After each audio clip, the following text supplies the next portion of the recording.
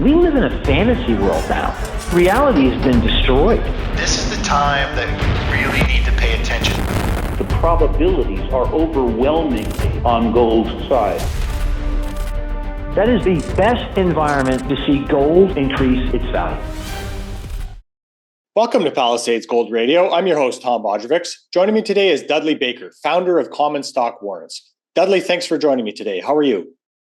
Great, Tom. Just good to be back with you. It has been a long time since you and I have spoken, but I'm excited to be here with you.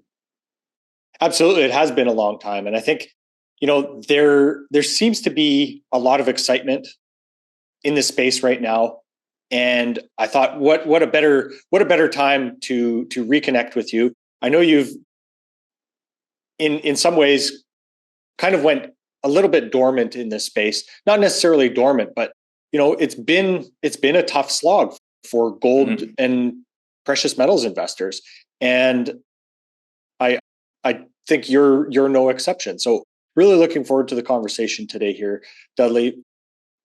I want to start by kind of getting your feeling on let's say the macro background right now. You currently see the resource sector, especially the precious metals, to be one of the next big opportunities for investors. So is that because of this macro backdrop that we're facing? Yeah, I really think so. I don't have the answers to all these questions, but I know just always following the powers to be, the Rick Rules, the Eric Sprotts, and the big picture philosophy. We all are still looking for substantially more gains in the entire resource sector. And of course, that means higher metal prices with the gold and silver, but with all the shares. Now we can look and say that some of the shares in the mining arena, the Newmonts and the Barricks, have had a pretty nice move. With gold at basically at historic highs. We backed off just a tad.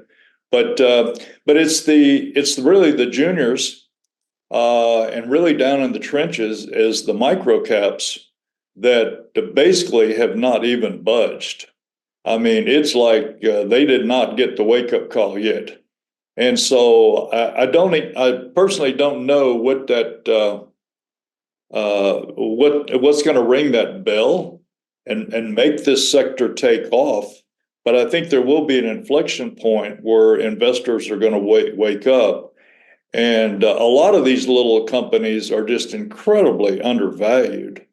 And I know I've got one that's sitting at 20 cents Canadian, and the management, I think, and they know that they've got gold in the ground at basically $10 an ounce. And here we're sitting at 2,700 gold, and it's like, the first of the year, they're going to start, getting more proactive about, getting their message out, et cetera. So I found out about this little company some time back, but no, I just think intuitively, those of us in the business, we know our day's coming, and relatively soon. We just don't know what this exact inflection point is going to be. That's going to take us to much higher levels. So to me, I've always said, you got to look for opportunities.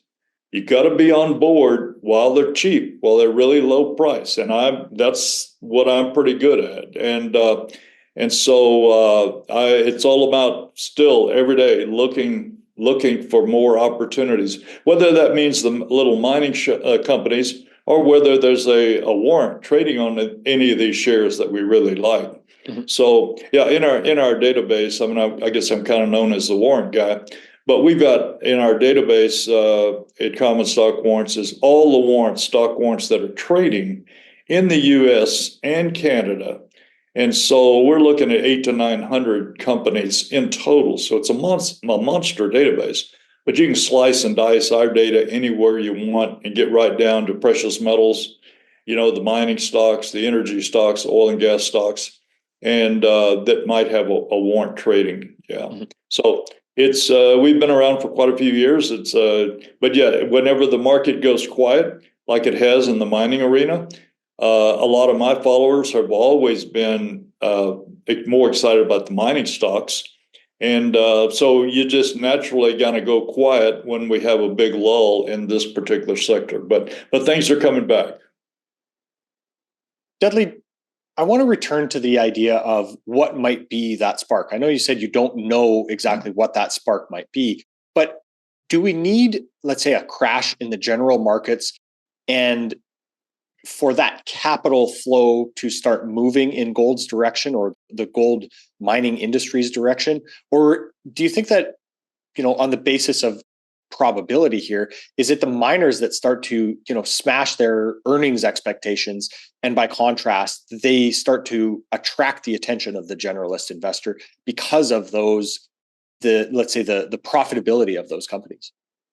Well, there is a view that if and when the U.S. markets tank, you wouldn't know that from today and yesterday. I mean, with the U.S. presidential elections, and Trump being the winner, the Dow is soared big time yesterday and is soaring again today. And but there is a view out there that maybe that the financial markets have to crash, and then gold's going to go down some degree with it, and the miners too, and that after that flush out, after I'd say six months to a year, then maybe it's going to be similar to what happened back in the what was it, 2007, 2008, 2009 arena, and then that is going to be the catalyst. I'd like to think we don't have to wait for that, because that means we've got a little more time in front of us and more pain to go through for the miners, but that is a possibility. Mm-hmm. But it's just difficult, for me to personally say how this is going to shake out at the end of the day. Mm-hmm. But right now, I mean, the U.S. dollar has just soared big time in the last couple of days and starting to back off a little bit. But gold's, in my mind, is still hanging in really good. We're still, right here, almost at this 2,700 level, and but yeah, there's a missing unknown as to what is the trigger. Mm-hmm. Wished I knew it. We would all be rich tomorrow. And just for a little bit of context for our listeners, we're recording this on the morning of November 7th. So I guess mm-hmm. 2 days after the election result. Right. Did you take any, let's say, precautions, or take some trades off the table, or put some trades on maybe as a precaution around the election? I personally did not. Okay. I'm a guy that in all honesty, is 9 times out of 10 I'm fully invested, substantially fully invested, and in the smaller miners. So when you're dealing with the smaller companies, you're just not going to be going in and out. And so it is a deal. I'm always, once I'm in position, and I'm looking for a longer term opportunity. I'm not coming in for a few weeks or a few months. And I'm looking for something that, to buy something for pennies, and then the game is to sell it for dollars. Always on the hunt for those 10 baggers, whether they be the small miners, or whether that means that's the warrants that are trading on those miners. So yeah, I just don't normally would not be trying to position myself one way or the other. But I like to say, good or bad, that I'm pretty much fully invested in some of these sectors, mm-hmm. and some of them have, even though they are the smaller companies, I got one of the warrants on a company. We still got almost 4 years of remaining life. I won't mention names here. I'll piss off all my current subscribers, but I probably got an average cost on this little warrant of 6 cents. It's gone up to 30 cents. It's back down now in the low 20s.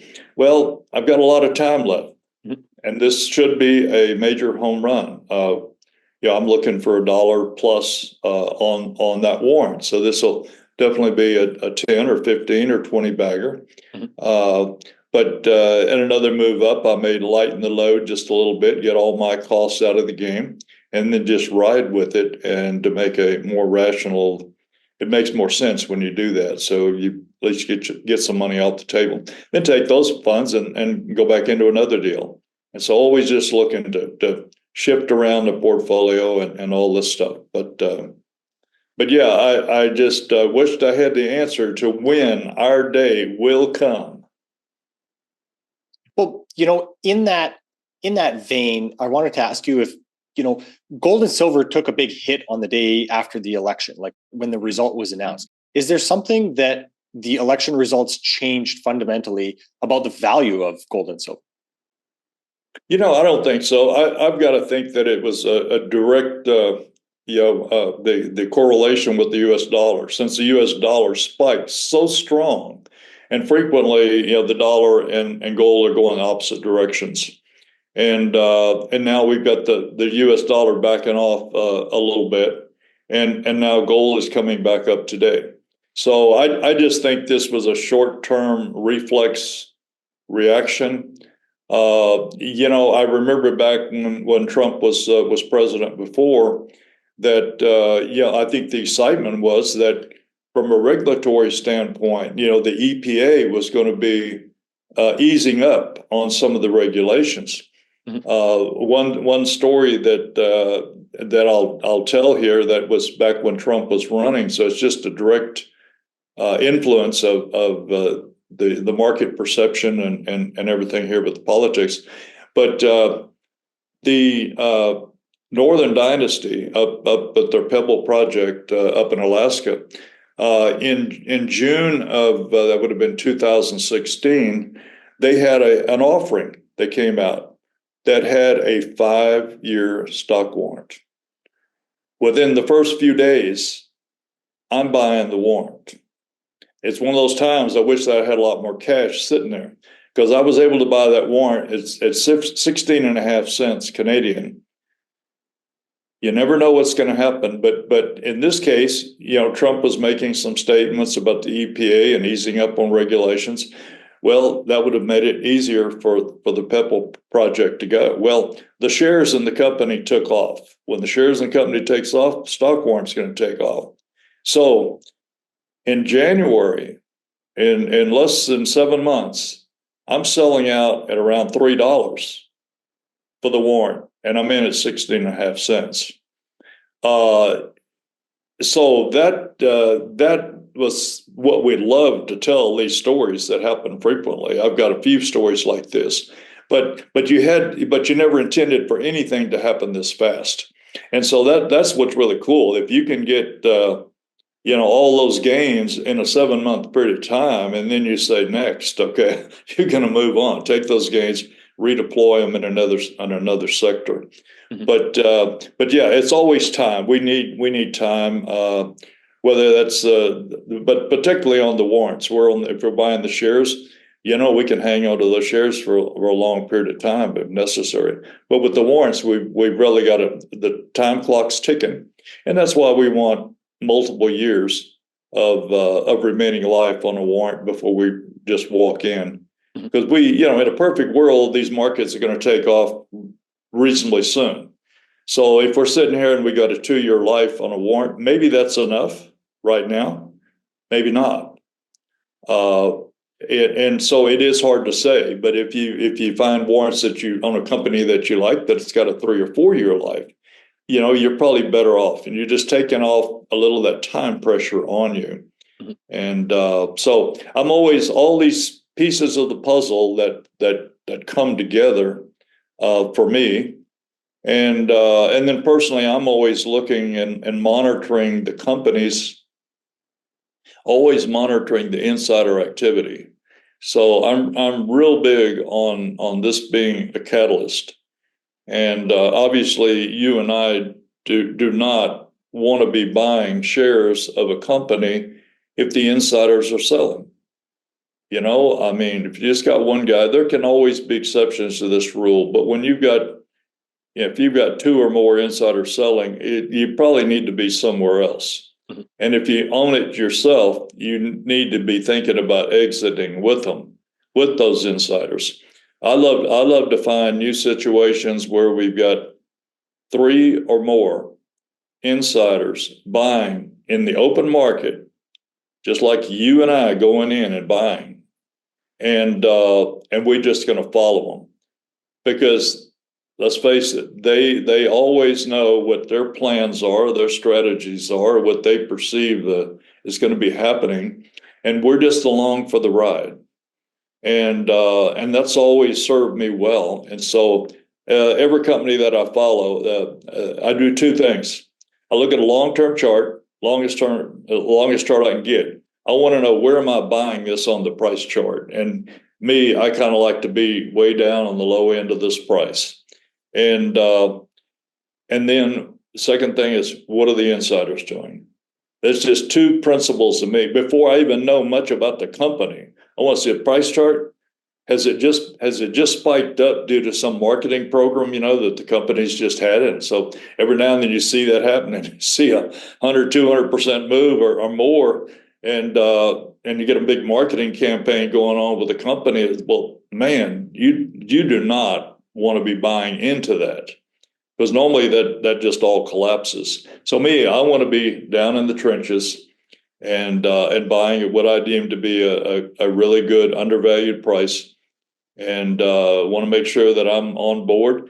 If there's no insiders buying, that's not necessarily a killer. If it's got management that you're aware of and good locations and all this stuff, but the icing on the cake is to find where the insiders are buying, and we just go along for the ride. And got several right now that I'm looking forward to.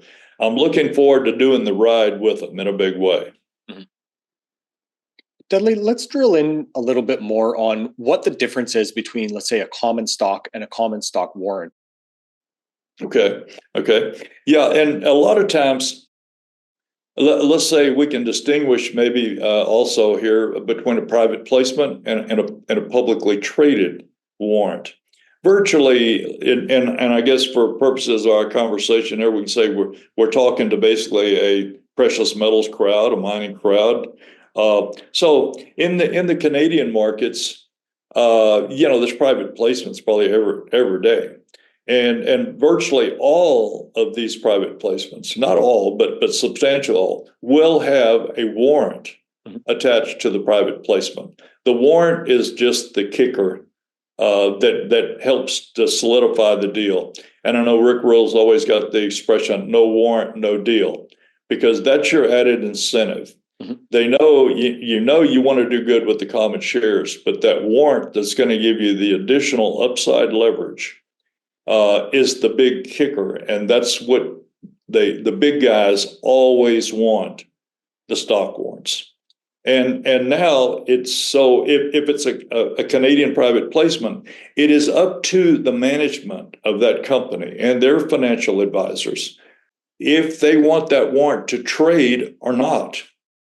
And there's a few people, several in the business that love stock warrants. So every company that they head up that are associated with, they want a stock warrant and they want it to trade.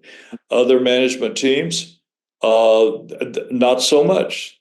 They just, why do they want to give you the opportunity to buy the warrant when they're rather have you buy the common shares? So it's always a personal decision of management. But there's always a substantial number of warrants that makes it worthwhile. Now, Arash over at privateplacements.com does a great job monitoring all of the private placements in Canada. And it's an incredible site. We're over here, I'm almost the counterpart, where we monitor all of the publicly traded warrants in Canada and in the United States. So there's literally something here for everyone. And but to me, it's like I think there's a lot of investors. I'll say smaller investors, but not to mean that is a negative, but maybe with more limited funds that maybe never have the opportunity to participate in a private placement.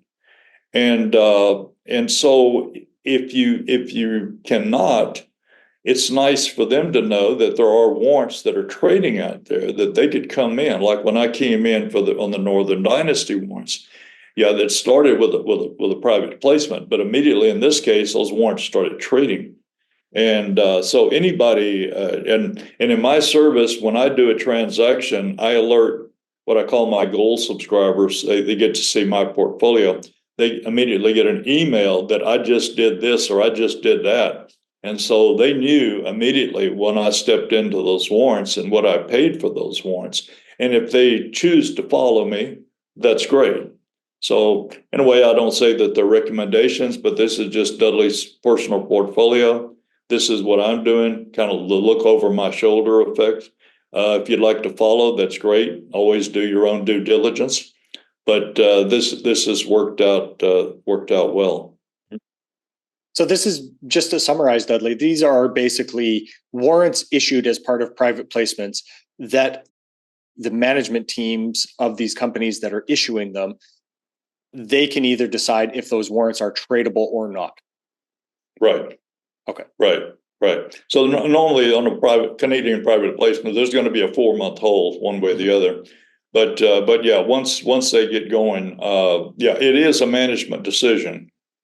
And so again, some like them, some don't. I know Frank Holmes is another guy that when I used to see Frank more frequently, he was a warrant guy. Dudley, what's the latest warrant that you like? And he's got his favorite. And so we'd see each other coming, and it's like, we're already geared up for our conversation. So it's again, some in the business. I think it's always something that's really easy to overlook. And we don't go around, just talking about stock warrants, because it is a stock warrant on what? It's the same way with like an option or a call option on what? It's all about that underlying company.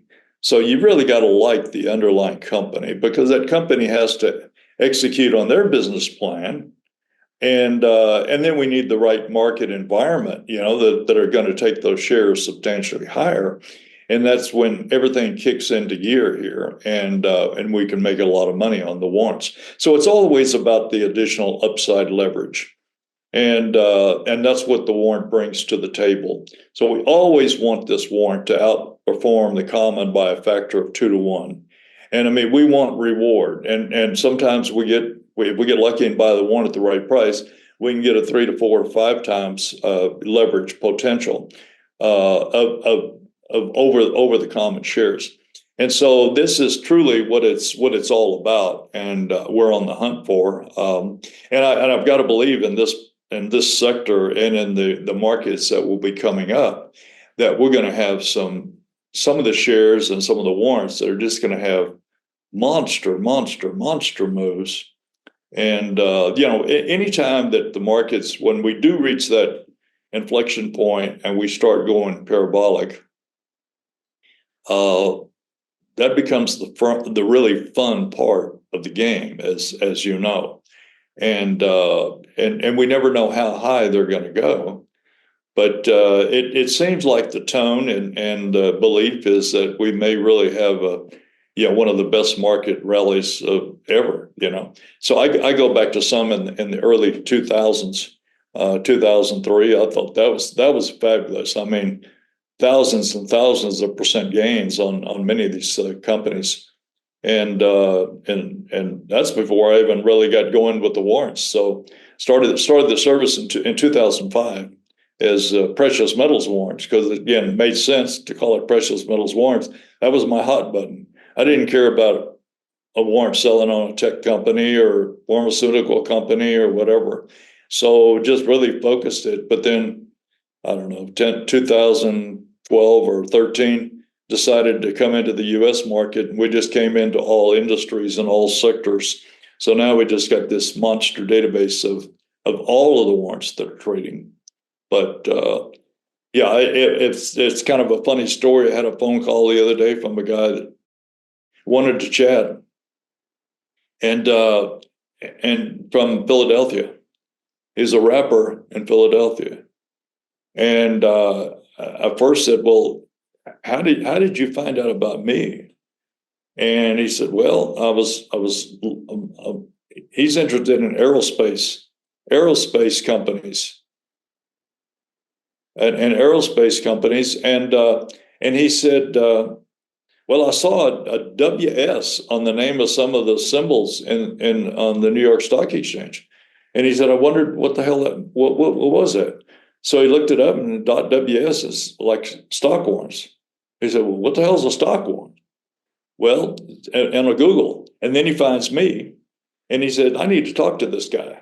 So we engage in a good hour conversation, and but he has no interest in the mining space, and he's an aerospace guy. So I just find it incredible. So it's like a brand new audience, so to speak. But here's a rapper out of Philadelphia that with a nice sized portfolio, who is investing in aerospace companies that have stock warrants that are trading. And it's like, wow, that came out of the blue. So just an enlightening conversation that you never know the level of interest that's out there for these. So a lot of people just don't know what the warrant is, but it's just the additional incentive. And if we do have the opportunity to buy a stock warrant, it's all about knowing does the company you're interested in, do they have warrants trading or not? And you kind of, how do you find that out? Well, if you're a subscriber to my service, because you've got access to everything. And it is somewhat of a revolving door. I mean, you'll know if it's got a 2-year life or a 5-year life, it's going to be in our database for a long time. But what you really want to know is what's coming out tomorrow, what starts trading tomorrow. And as we get, I think, the bull market going stronger in the juniors, as the junior prices start coming up, more and more companies are going to be wanting to raise capital. And that means more stock warrants just logically are going to be following, and meaning more opportunities. So I always think it's all about more opportunities where we can pick and choose which of those opportunities we would like to participate in. Mm-hmm. So that's where my eyes are always open, and to the brand new warrants and to the shares as well. Like I said, it all starts with common shares. So I know I've had a subscriber months ago that came in, stayed a day or two, Dudley, I thought you were the warrant guy. I thought your whole portfolio was stock warrants. I said, man, it doesn't work like that. I mean, it'd be like saying that all your money goes into stock options. I mean, that's just doesn't make any sense to me. So probably at any given moment, maybe 80% of my portfolio maybe is in common shares. Maybe the other 20% is in stock warrants. It just happens that way. And but by no means do you want all your money in any kind of an asset that the clock is ticking off on you. You want to be able to sleep comfortably at night and not to know that you're rolling the whole dice. Rolling the dice on just one position here that could expire relatively soon in the future, but no, it's just a lot of opportunities and a lot of good times coming. I do believe right in front of us. Dudley, obviously most of our audience is very focused on gold and silver, but your database includes warrants on oil and gas companies, lithium companies, uranium companies, and even SPACs. So why pay attention to so many of these different sectors? Is it because the structure, or let's say arbitrage opportunity in the warrants, are that good? Well, and for me personally, I'm not paying attention. Okay. Now we have to obviously pay attention because we make sure that the companies get included in our database. But I could almost go in with filters on. We insert all of the core data into the database, so that's there for all of our subscribers. Me personally, now there was a time when the SPACs were going great that I did have a nice portfolio of the SPACs and made some good money on the SPACs, and then unfortunately that sector just basically went away, just gigantic sucking sound, and it was nasty the way that it unfolded. Yes, there are still SPACs that are trading. Yes, we still cover the SPACs, but I'm just not focused on those myself. And it's just like this young man that called. I was not familiar with the aerospace company. I immediately said, okay, what's the name? What's the symbol? And yeah, it's in our database and all this stuff. But there's no way that I can be comfortable. I mean, be familiar with all of these companies that are in our database, and that's why there is something here for so many people. And other ones may really like the tech companies. I know there's some that in their title they've got AI. They're an AI related company. There's some that are crypto, that crypto companies that have got some warrants trading. And so if those companies and those sectors were your hot button, well, yeah, that would make a lot of sense. For me, I've just kind of always loved to focus on this sector, on the mining sector, and not to say that's always the best place to be. When you get these down cycles for years, it's not too cool. So, but back in the day, yeah, the specs were a lot of fun. Buying it for pennies, selling it for dollars. Yeah, the Lucid Motors, when that one came out with Churchill Capital, I had a really nice position on those warrants, in for pennies, sold as high as $60 on that warrant. I mean, that was an incredible move. And man, but you never know that's coming. Mm-hmm. You never know which one is going to provide you this opportunity. So that's why you just got to have multiple investments. Spread your capital into different places. Mm-hmm. But yeah, but right now in the mining space, I just have to believe there's interesting opportunities right now. But we do have it kind of broken down. So when you come to our database, yeah, I've got it where a link to precious metals warrants.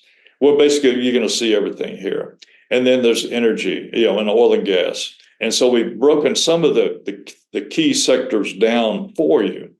But if we have not, you've got access to the entire database, and you can slice and dice and filter and sort on your own, and with basically all kind of data. And there's charts and just all information and links back to the company. So it's a wealth of information at any subscriber's fingertips with all of these warrants. But it's just so many of us that just once we get outside the precious metals, that just have interest in other sectors, and so it's just there's no way I can be familiar with all of these companies, and there's not enough time in the day and just not enough personal interest in them, other than to make sure that they are in our database, right? And they're for everybody else to access. Mm-hmm. Dudley, because of your accounting background, do you have any ways to analyze these companies from a financial perspective that gives you different insight? Maybe something that is different than their year-end reports or their quarterly reports, or maybe their ASIC costs and what those are showing. The thing is, a lot of the companies that I get involved with and buy the shares or the warrants on the shares, or the juniors, and let's just say it: if you're a junior exploration company, what do we have to look at? We got basically no financials. I mean, what you do a financing, and now you're poking holes in the ground trying to find a resource, and so you've got very little to really look at financially. And I guess that's an irony with having an accounting degree, is like we're not really focused on the accounting of these little companies. This is where I like to say, by following the insiders, that gives me a lot of feel and flavor of what's coming up. Again,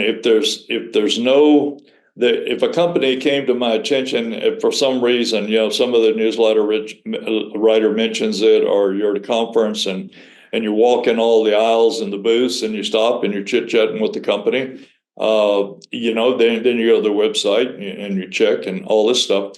It's you can get interested in a company, but I still want to know, are those CEOs of the world, are they buying, are they selling? What are they doing here? And if they're selling, pretty much that's my clue to, okay, let's back away. Let's just back away, even though it's been highly recommended, or you feel good about it. But it's like, if they're in there selling, why do I want to be the guy that's buying their shares? I mean, if you're the CEO and I'm buying the shares that you're selling on the open market, that's not the position I want to be in. I want to be following those insiders. And so many times with the smaller companies, you will find maybe one individual, the CEO of a company, that obviously he loves his own company. And he's in there chipping away, week after week, month after month, and good for him. But I need more than one individual. I'm looking for 3 or more of the insiders, the officer director of that 10% shareholder that are in there in the open market. Then you can feel comfortable. In my mind, I feel comfortable with taking a position myself. And we want to be buying right there with them. If they're buying it at 20 cents, I want to be right there with them at the most. I don't want to be paying more. So that makes you need to make a pretty quick decision. You either like the story, or you don't like the story, and because I'm coming in with them. And but no, it sometimes I know I've gone off path, and I get away from the insiders, and I say, why did I ever leave this philosophy? Because you can never get away from this, because it always works. When you got 3 or more, something good is going to happen. And if you got 3 or more, you know that you're probably not going to be looking at a rollback coming right in front of you. And our sector here with the junior miners, the shares get so low, and then they've got to do a rollback, and then there's another capital raise coming. If you and I were the insiders, we don't want to be buying shares in the face of this, knowing that we're going to be doing the rollback. So again, I feel like we've got a clear slate here for a while, knowing that on these smaller companies, there's not a rollback coming.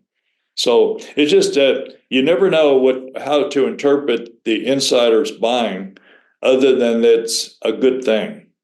It's a really good thing, and it's going to make you sleep better at night to know that you're on board with a company where the insiders are got a nice position.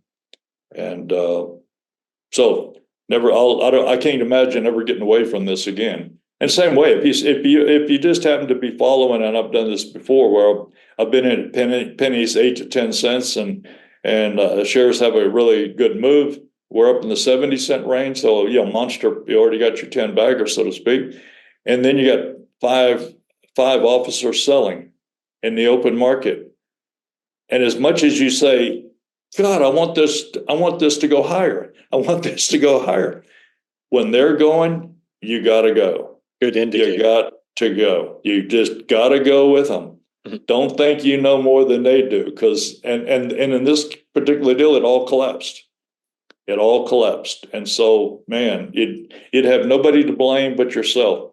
So it really is a very meaningful way to do your investments, and to have access to this information. So we've got links on all of our companies with stock warrants, a link to insider trading, that and it's a little abbreviated, but it's an incredible summary that you can see what's happening. Now I've got subscriptions to a much more detailed service that I can sit down and research, looking for new opportunities, and I can put that in at $1 or more, or $5 or more, or $1 or less, and looking for these small miners to see which companies the insiders are buying. It just every now and then you just take a day or two, and you just go through, and you just make a big science project out of it, and look and put together a list of new opportunities. And for our subscribers, our gold subscribers that get to see what I do, what we have recently done is we're putting together a watch list, what I call a watch list. So, and that pretty much is going to include the companies that I have discovered that have got insider activity going on, and that probably in a perfect world, if I had unlimited funds, I would probably be buying some shares in probably all of these little companies.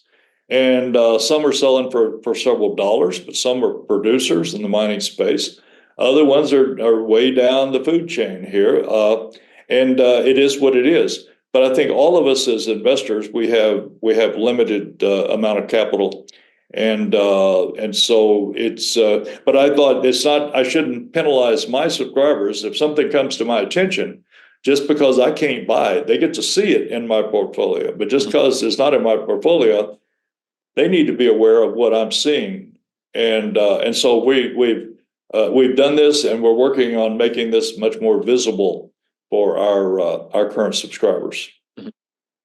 Dudley, many of these stock warrants end up trading on the TSX in Canada. Do you need to be a Canadian investor to own or to trade these? The basic question would be no, but and some of the companies do have go to the point to get an OTC listing for the warrant. But it can be an issue for a U.S. investor. Okay. Now, this is one reason that I know a lot of my subscribers, I always suggest like Interactive Brokers.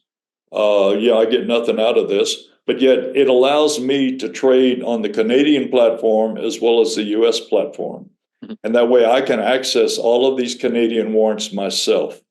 And so this is the way to get around it. I honestly don't know, whether the Fidelities of the world and the Charles Schwabs of the world, you may or may not have that opportunity. What we also provide is the CUSIP number for all the shares and for the stock warrants, that if you could give that CUSIP number maybe to your broker in the United States, maybe they can do that deal for you. But I know that probably sounds like a lot of work to some people. But I just say, if you've got an account at Interactive Brokers, it does facilitate and make it much more interesting and easy to have all of those stock warrants trading in that platform. So then you got everything. U.S., Canada is all right there in front of you. But that can be an issue. And so it's always good to be aware of that. So it really is. That's I guess enough said there. You've got to have a platform, even though oh man, what stock warrant sounds good, yada yada yada. But you do have to have a platform in order to do those executions. So in a way, this is a way to still be able to, let's say, collect and or trade warrants without having to be an accredited investor. Is that correct? Right. Okay. Right. Oh no, once they're publicly trading. Yeah, no, and this is why I like to think that for the average investor, that probably never has the opportunity to participate in a private placement. And even if you did, more often than not, that warrant will never trade. And so you just, even if you got a 2 or 3 year life, so what? You can't do anything with it until the common gets over the exercise price, and then you can decide if you want to exercise it or not. But you don't have anything that you can trade. And so this gives, following me and anything in our database, I mean, we can buy it one day, sell it the next day. And a lot of people say, man, so 5-year warrant, man, that sounds great. I mean, I got to hold it for 5 years now. You buy it today, sell it tomorrow. We've got the liquidity in the marketplace. So it's just a lot of misconceptions. It really is pretty simple once you get the handle on it.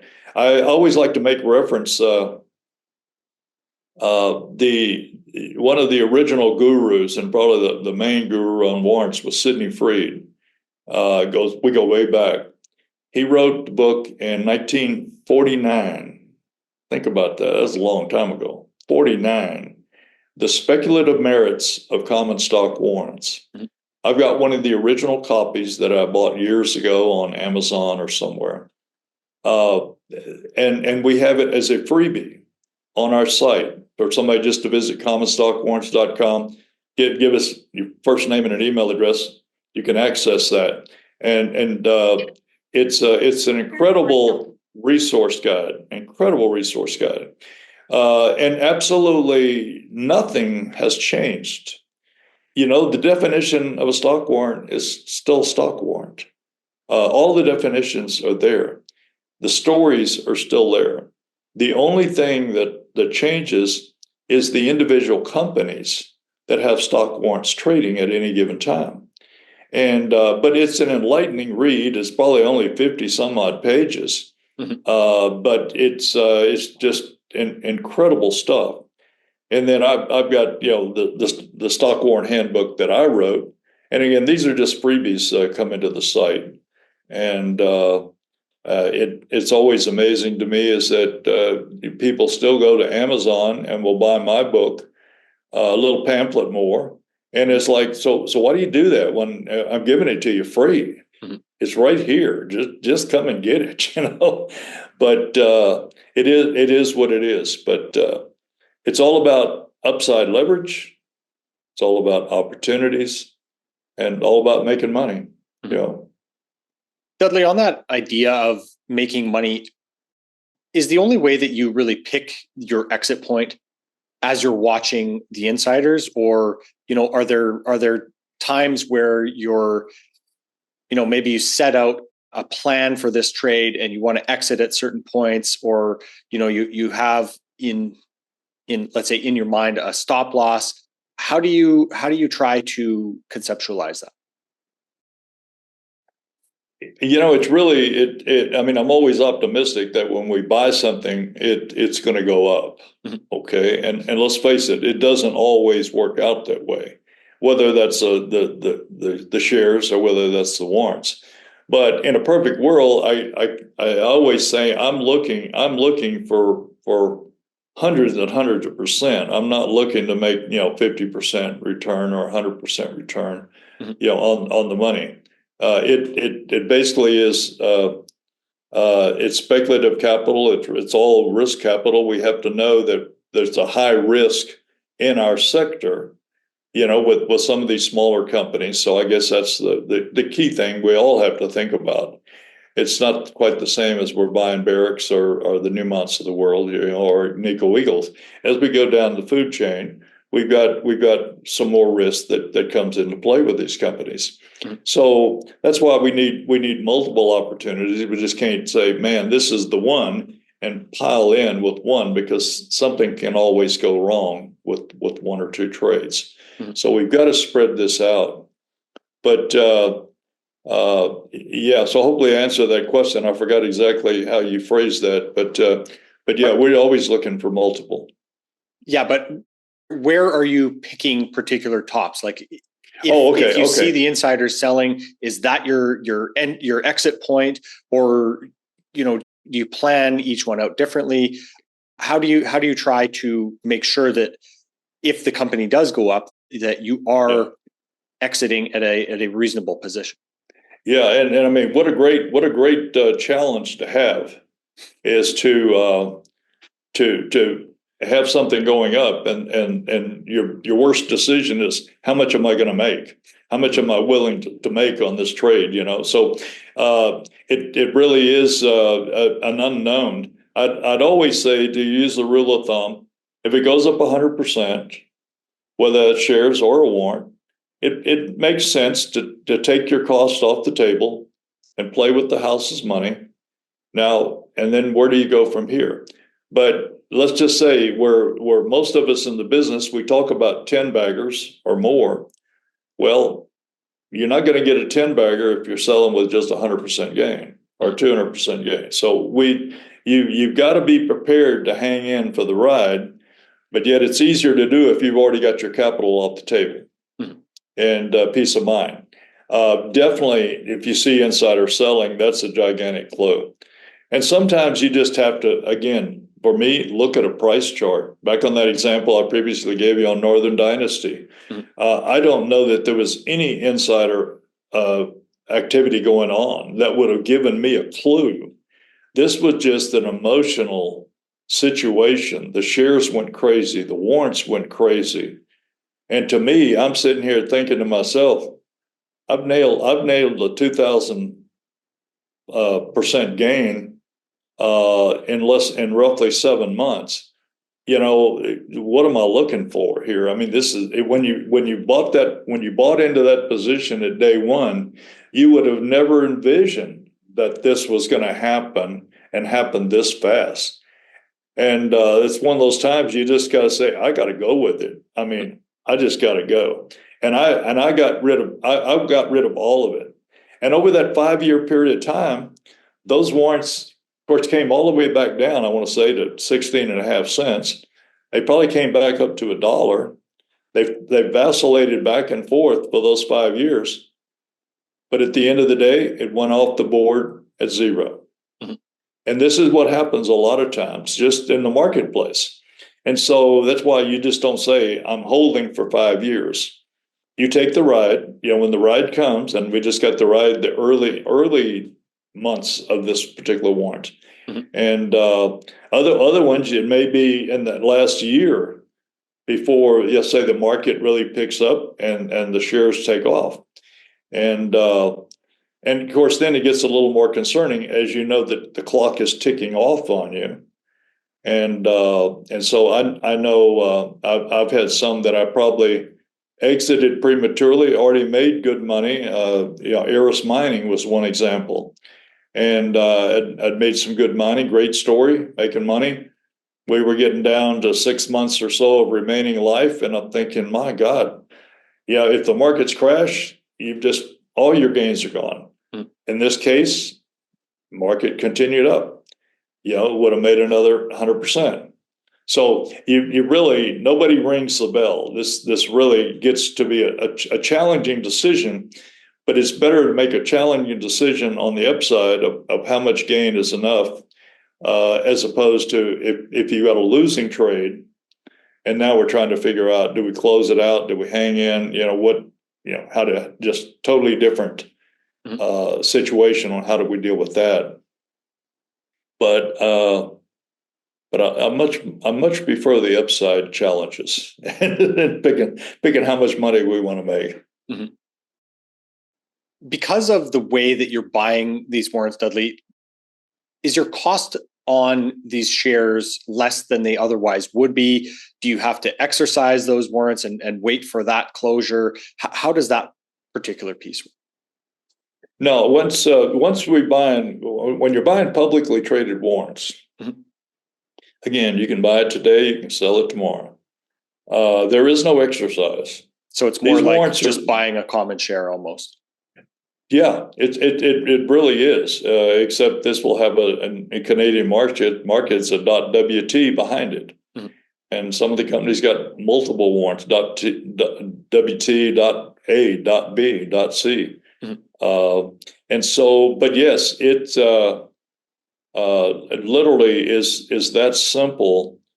And I know years ago I saw an example, another newsletter writer that was discouraging people from buying the warrant because the assumption was that in their mind that even with a publicly traded warrant that you were going to have to exercise and pay the money, the exercise price. And that's not the deal. Mm-hmm. As a publicly traded warrant, we have no intent of or interest in ever exercising this warrant. When it's time to go, we just go. Mm-hmm. And that's the beauty of a trading warrant. And again, if you were not if you're a Canadian investor, you could probably do that. But as a U.S. investor, and we're basically dealing with Canadian companies here that have in the mining space. Mm-hmm. So you'd have a real challenge, even if you did want to exercise that warrant. And then they're going to ask, well, what account do you want to put that in? Well, if it's a Canadian warrant, a lot of U.S. brokerage firms don't want that Canadian warrant. So now what are you going to do with it? Mm-hmm. But the deal is, you just buy the warrants, and you're getting the same bang for your buck. And that's all we want is this upside leverage. And that's the reason that we're buying these things. So it really is simple. And but I know it's For some people, you can complicate it, but it truly is as simple as we're talking about. You just look at it like you're buying the common shares. In this case, you just got the warrant, and we're looking at that liquidity. And normally the liquidity is there. And I always say, from a trading standpoint, even though I know that I'm going to get this trade done today at the price that I'm pegging, I always go in with a specific price and limit order and good till cancel. Mhm. I swear that the market makers see that good till cancel. If you've got a smaller market environment, I want them to know that I don't need this trade done today. My order is going to sit on the books for whatever it might be, 30 days, 90 days, etc. And to me, a lot of times I know I'm going to get the trade done, but I still want that order to go in. Limit order. I peg the price. That's all I'm willing to pay, to buy or to sell. Mhm. And good till cancel. So they know I'm not out of here. So I'll be less likely to be changing the price, on a regular basis. There's a fixed order in, and that just has served me well as through the years as well. Just to do those simple transactions. Yeah. Excellent, Dudley. Well, I think that gives our listeners a great overview on the idea of trading warrants. Is there anything you'd like to leave our listeners with to think about before we wrap up here? Well, just do not overlook the opportunities. And I know right now people may still be skeptical. We've got so much information on our website, talking about stock warrants. I'm getting more and more of the YouTube videos out there. How did I ever get involved? And my first meeting with Frank Holmes at the office in San Antonio, Texas, where I was born and raised as well. So it was just a good connection with me and Frank at US Global. And a lot of good stuff coming up. But just visit our website. Take advantage of these free publications that we've got here. And if you think it's for you, join us as a subscriber. Love to have you. The opportunities are all in front of us right here in this mining sector. And again, I do believe that where we don't know when, but we know that these little stocks will not be left out. I mean, every cycle historically, the little ones we know are the last ones to go. But these are the big moves that are coming, and that's what's in front of us.